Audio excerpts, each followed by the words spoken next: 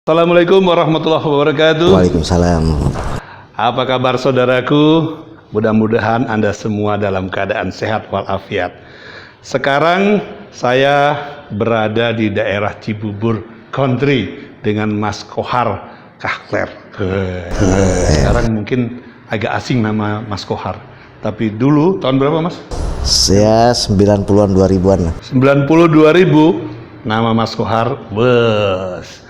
Seorang musisi, pencipta lagu, wes, ya.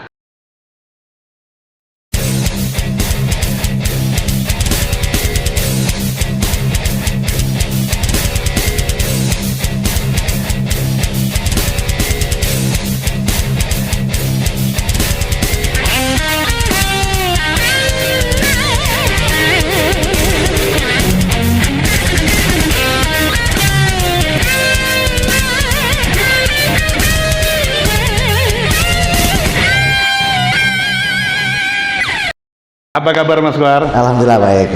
Iya. Mas Kohar, musisi, pencipta lagu.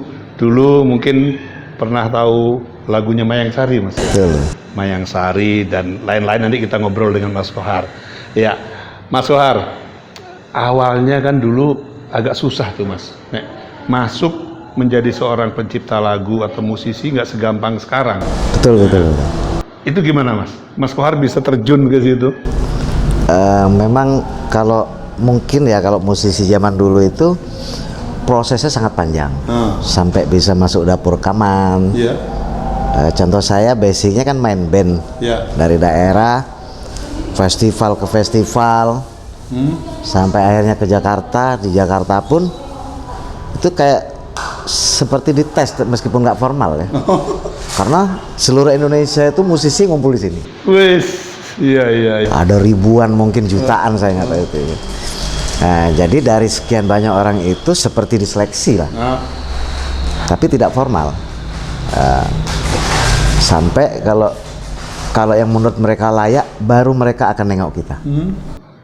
Sempat buat ini Mas, pakai dummy segala demo gitu nggak waktu itu? Apa suruh main terus dilihat gitu? Saya langsung dites di studio, gitu. Langsung dites.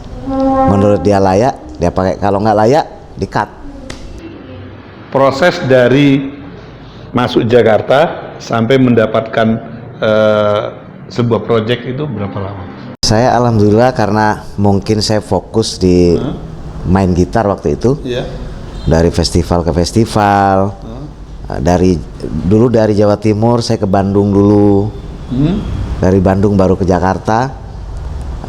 Alhamdulillah prosesnya waktu itu nggak lama kalau saya, sekitar. Lebih fokus gitar dulu Mas? Gitar dulu. Melodi atau? Melodi. Iya. Oh, jadi dari Jawa Timur ya dulu Mas ya? Festival Jawa Timur memang terkenal, wes dahsyat.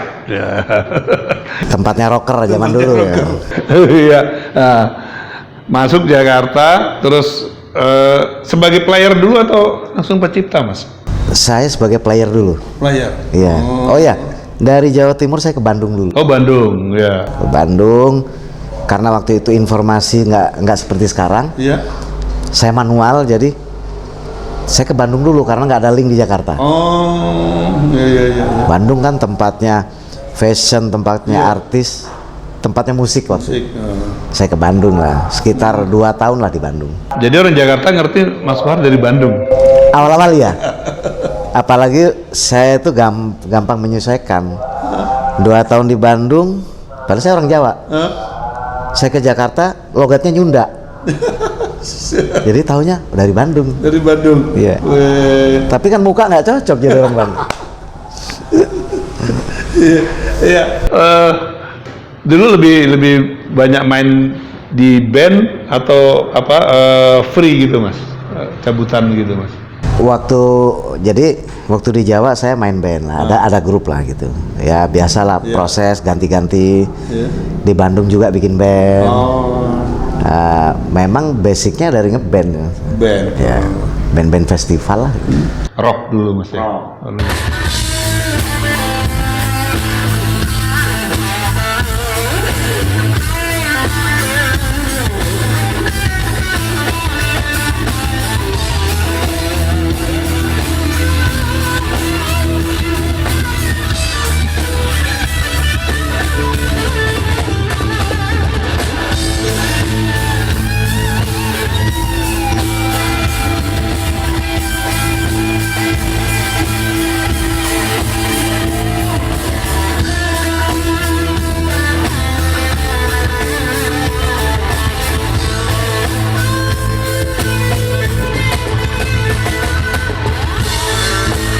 Rambut masih pantat masih serambut, Mas. Pantat masih serambut.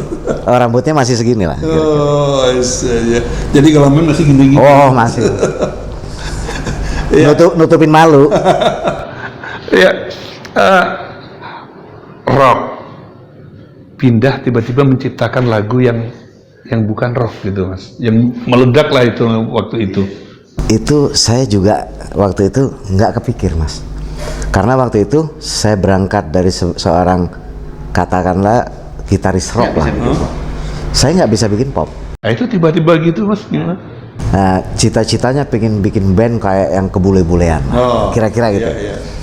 Sekitar tahun 94, 93 dari Bandung itu, saya bikin demo itu bahasa Inggris. Wis. Lagunya kayak lagu-lagu bule lah. Gitu.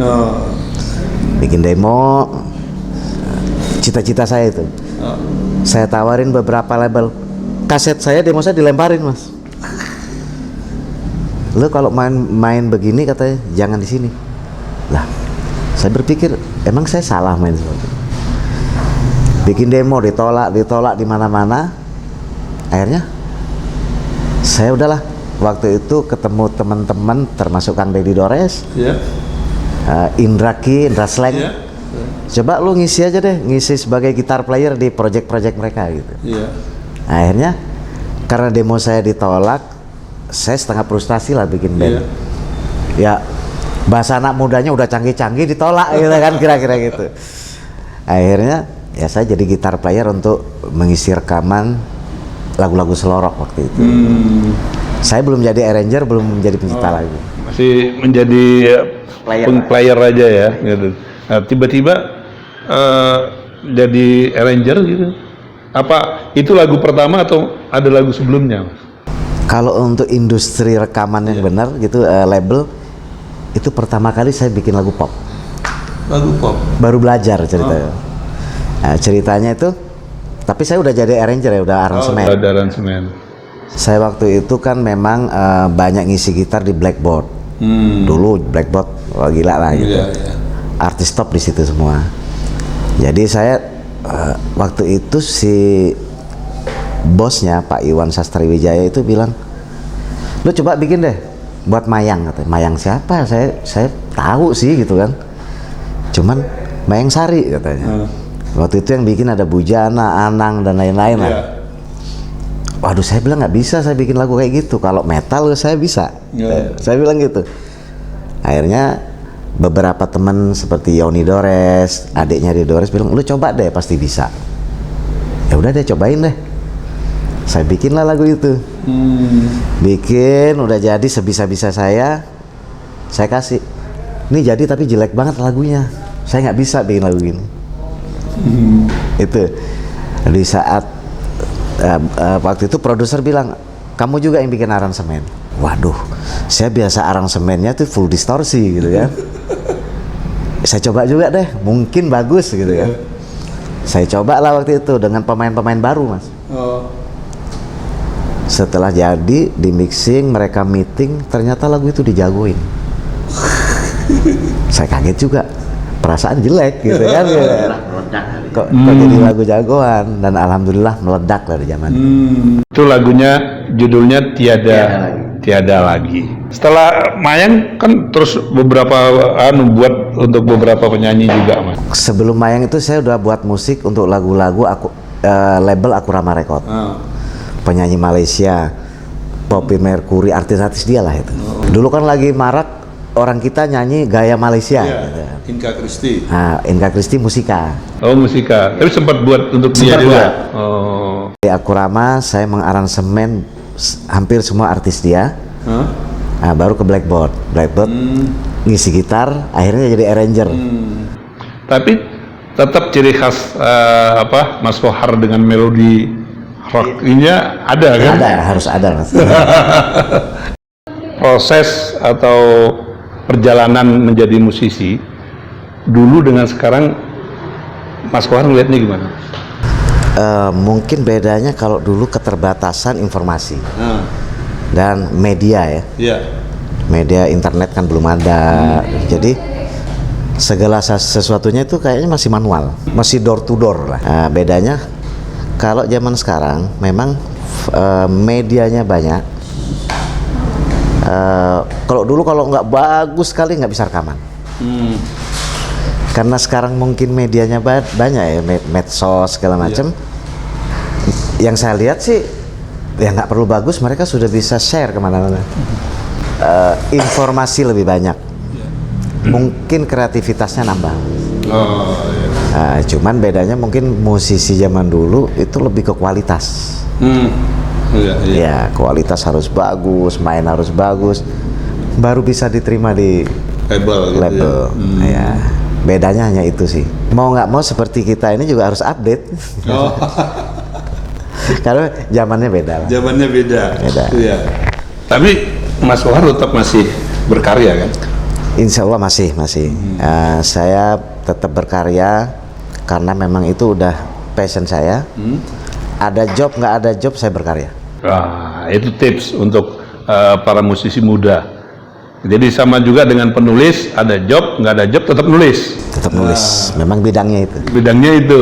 Musisi juga begitu, tetap berkarya gitu loh. Dan mencintai bidangnya atau passionnya itu. Iya. Terus ini Mas, banyak kan musisi kita atau enggak musisi aja sih, semua bidang seni itu hanya fokus dia misalnya sebagai player, dia sebagai penyanyi. Terus saya dengar Mas Kohar juga mempelajari manajemen. Itu pentingnya manajemen untuk seni itu seperti apa Mas? Seni itu karena kalau kita bicara seni, sebagai seniman, itu sebenarnya tidak ada batas. Ya namanya seni Mas ya, bebas. Cuman ada memang yang masuk ke dunia bisnis atau industrinya. Industri perfilman, musik dan lain-lain lah. Memang kalau sudah masuk ke industri itu berhubungan dengan sebuah perusahaan. Betul. Dia ada namanya distribusi, ada penjualan di situ. Ada promosi, ada cost yang dikeluarkan. Mau nggak mau kita harus mengerti itu. Tapi kalau misalnya kita mau ke industri atau ke sebuah perusahaan pakai dengan gaya nyeni yang sangat bebas, kan dia ada aturan-aturannya. Ada kontrak. Ada pertanggungjawaban di bisnisnya. Itu aja sih kira-kira. Bebas sebenarnya. Orang misalnya ada kawan-kawan kita, saya mau nyeni aja, ya nggak apa-apa sih. Bebas. Ada juga ini Mas Kohar pendapat pelajaran dari musik untuk hidup apa hidup untuk musik. itu gimana Mas? Ini untuk biar teman-teman generasi muda biar tahu juga itu Mas. Ya dulu saya juga nggak ngerti. Kebetulan saya ada mentor. Memang dia tidak eksis tapi dulu pernah mengajari saya musik. Saya kasih pertanyaan tuh Mas. Ntar dulu sebelum kamu main musik, Kak saya mau tanya sama kamu, katanya, hidup untuk musik apa musik untuk hidup? Saya bingung waktu itu Mas. Ini kok dibolak-balik begini gitu. Hidup untuk musik atau musik untuk hidup? Nah saya bingung. Setelah saya berjalan baru tahu, oh berarti kalau misalnya musik untuk hidup, bagaimana musik itu bisa menghidupi kita. Jadi itu berarti ke arah sebuah pekerjaan atau yang menyangkut industri, ada bisnis segala macam. Intinya ada aturan gitu Mas. Ada aturan. Saya main musik untuk menghidupi saya. Tapi kalau hidup untuk musik, ya hidup untuk musik, ya hidup main aja ya. Ya hidup saya untuk main musik aja. Saya jadi orang bebas, mau dibayar mau enggak, ya saya main musik aja. Tapi kalau dibayar kecil marah. Nah itu dia, itu yang repot Mas. Dibayar murah kok marah, loh kan memang kan sebelumnya bilang saya yang penting main musik aja lah, hidup saya gitu. Itu lebih ke hobi atau apa saya nggak ngerti. Karena ya itu lebih ke musik menjadi sebuah hobi aja atau menjadi sebuah pekerjaan. Ini di era digital gini Mas. Bagaimana generasi muda sekarang, musisi-musisi muda mensiasatinya Mas. Kalau dulu kan jelas tuh Mas, label meledak. Betul, gitu kan. Nah, sekarang gitu kan, kadang-kadang kan satu lagu itu bisa untuk udah bisa jadi kemana-mana Mas. Betul. Itu bagaimana Mas tips yang bagus, yang enak menurut Mas Kohar? Sebenarnya sih kalau saya pribadi itu nggak ada aturan baku, Mas. Intinya kalau memang kita main musik atau membuat sebuah lagu yang tadi, jangan berpikir nih nanti akan saya dapat uang sekian. Jadi jangan ada kata embel-embel. Saya mau bikin lagu supaya cepat kaya, ya, nggak bisa. Itu nggak natural. Jadi kalau memang kita main musik ya main aja, berkarya aja. Cuman karena eranya sekarang mungkin medianya itu banyak, kreativitas kita harus nambah. Termasuk pendistribusian si musik sendiri. Kalau dulu kan CD, sekarang sudah digital. Mau nggak mau harus mempelajari bagaimana bisnis digital, jualan lewat digital. Yang Mas bilang cukup satu lagu kalau jalan, nah ini bisa buat mana-mana. Ya, karena tokonya banyak nih, Mas. Ya kan, di digital nih banyak, ada Spotify dan lain-lain lah. Tapi kalau saya pribadi, kita sharing aja. Musik itu atau nyanyian itu kan sebuah bunyi-bunyian yang tidak sebuah karya nggak kelihatan, Mas. Hanya bisa dirasa, didengar. Jadi kalau tips saya, kita membuat lagu itu untuk orang, untuk dinikmati orang, bukan buat kita. Misalnya lagu slow, gimana supaya lagu ini bisa menyentuh, mewakili perasaan semua orang. Dengan persyaratan ya harus enak, liriknya bagus, suaranya juga harus bagus, pas gitu. Nah, kalau persyaratan ini sudah ada, tinggal kita berdoa aja. Di saat orang terwakili, selesai. Intinya Anda disukai. Lebih ke kreativitas. Selain kreativitas berarti kan perlu strategi yang masuk dalam manajemen juga kan, Mas? Ya. Nah, sekarang banyak pertanyaan dari teman-teman antara label dan indie. Kalau dulu kelihatan, Mas. Iya, betul. Karena label itu dia ada perusahaannya, ada pegawainya, ada ada semuanya lewat manajemen yang sebuah perusahaan lah gitu. Kalau indie zaman dulu manual, saya bikin demo, saya taruh aja tipin di studio latihan, tinggal gitu. Tidak ada promosi, tidak ada apa. Tapi kalau era sekarang, dia itu boleh dibilang tipis, Mas, antara major label dan indie. Karena si major juga dulu kenapa harus distribusinya kan seperti kita jual barang, Mas. Cetak kaset atau CD sekian, dikirim tuh pakai mobil seluruh Indonesia. Dari distributor ke agen, nah kayak kita jualan timba, berasa gitu ya. Jual ke agen, dari agen ke retail, kalau nggak laku retur dia. Kalau sekarang kan semua digital, semua orang bisa upload, bisa mendaftar ke platform itu. Sekarang udah nggak ada bedanya sih. Dulu satu lagu promosinya harus sekian ratus juta gitu. Karena bikin video juga mahal dulu, Mas. Betul. Sekarang dengan media HP aja udah canggih-canggih. Sekarang jadi tinggal kreativitas sama strategi. Ya, strategi tetap kita harus konsep lah gitu. Konsep. Oh ya, kalau lagu genre ini penyanyinya kayaknya begini, tetap harus audio visual. Audionya bagus, visualnya juga enak dilihat. Nah, kalau kita bikin video asal, rekamannya juga fals dibiarin, ya nggak bisa. Mudah-mudahan tips ini bisa menambah wawasan generasi muda, orang-orang tua yang anaknya senang di musik, ya. Nah, terus sekarang beralih ke sini, Mas, ke tempat musik kafe. Nah, ini tiba-tiba, Mas Kohar masih berkarya. Kok buat ini juga musik kafe? Kadang ada orang kan, wah untuk safety besok atau nggak ada proyek. Sementara Mas Kohar masih ada jalan di Indonesia, selain Indonesia di Malaysia juga, Mas, di Malaysia masih jalan gitu kan. Saya kebetulan kerjasama juga dengan pihak Singapura juga. Dengan Singapura juga, Malaysia, Singapura. Jadi mengembangkan sayapnya itu tentu ada caranya, Mas. Tipsnya gimana, Mas? Kalau bahasa kerennya, saya memang harus banyak mengupgrade diri saya. Sampai sekarang masih belajar. Saya harus open minded. Saya harus bergaul dengan siapapun. Iya. Apalagi ada kata-kata saya orang entertain itu berat, Mas. Jadi nggak selalu merasa dulu pernah boom karyanya, nggak berhenti di situ, Mas ya. Nggak. Harus update terus Update. ya. Kita tetap harus berpikir, tetap harus berkarya, dan tetap belajar. Kebetulan saya sekarang udah kadang-kadang saya belajar dengan anak-anak kecil, anak-anak milenial. Karena mungkin secara skill mungkin dia kurang, tapi secara update mereka lebih update dari kita. Nah saya nggak gengsi untuk, kalau kayak gini gimana? Kayak gini om, gitu.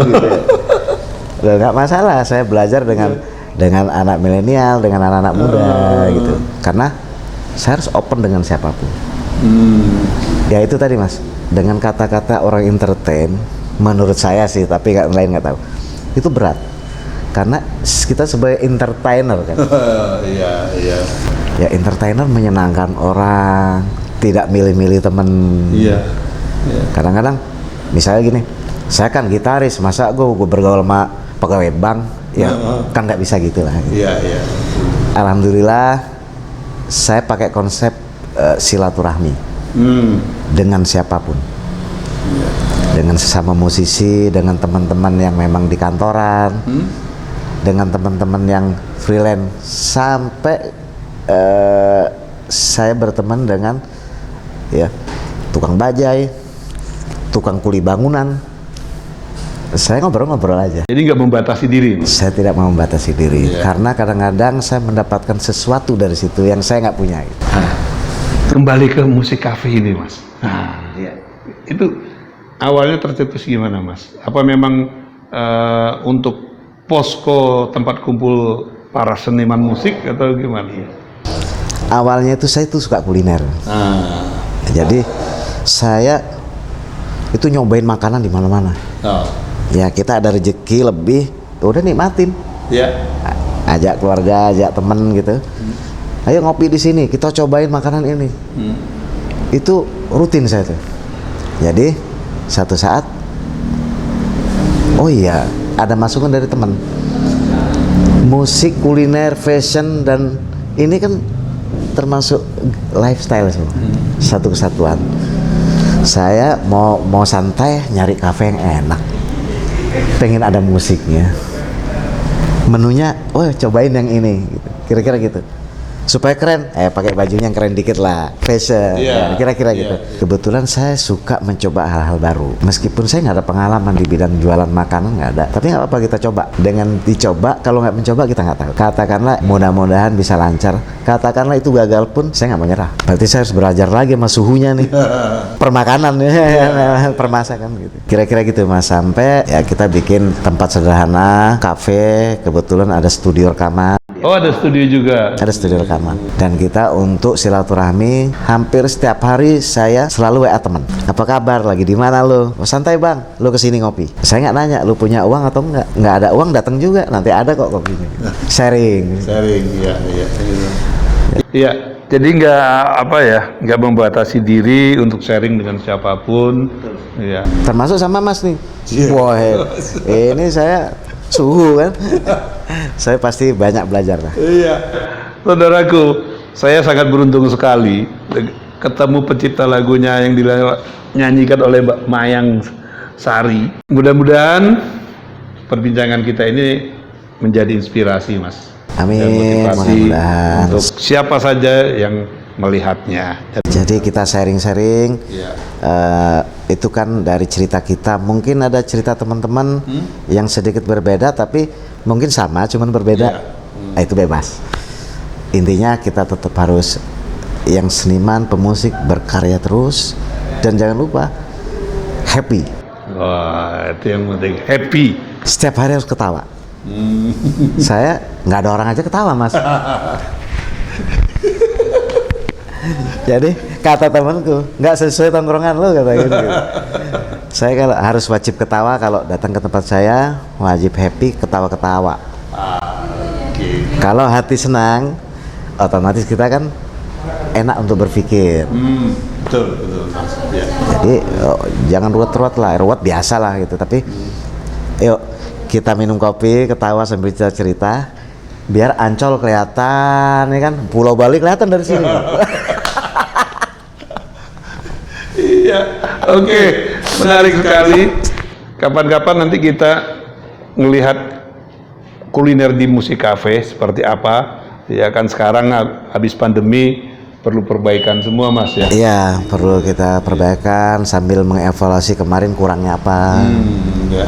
Dan jangan lupa Mas, kapan-kapan mampir ke studio kan? Iya, siap. Jadi kita akan ngulik lagi tentang kulinernya Musik Cafe dan studionya. Ya. Terima kasih Mas Wahar. Sama-sama. Iya, matur nuwun. Jangan lupa kopinya Mas. Iya, siap. Dan kenalan Mas. Ini kopinya beda dengan tempat lain. Kopi Kalimantan. Kalimantan. Orang biasa Aceh, Sulawesi, Toraja. Ini Kalimantan. Beda sekali. Iya, Kalimantan. Kopi Pontianak nih. Ya, mari Mas, silakan. Silakan. Ya. Terima kasih saudaraku. Sampai ketemu lagi. Iwan Gardiawan. Wassalamualaikum warahmatullahi wabarakatuh. Waalaikumsalam. Ciao.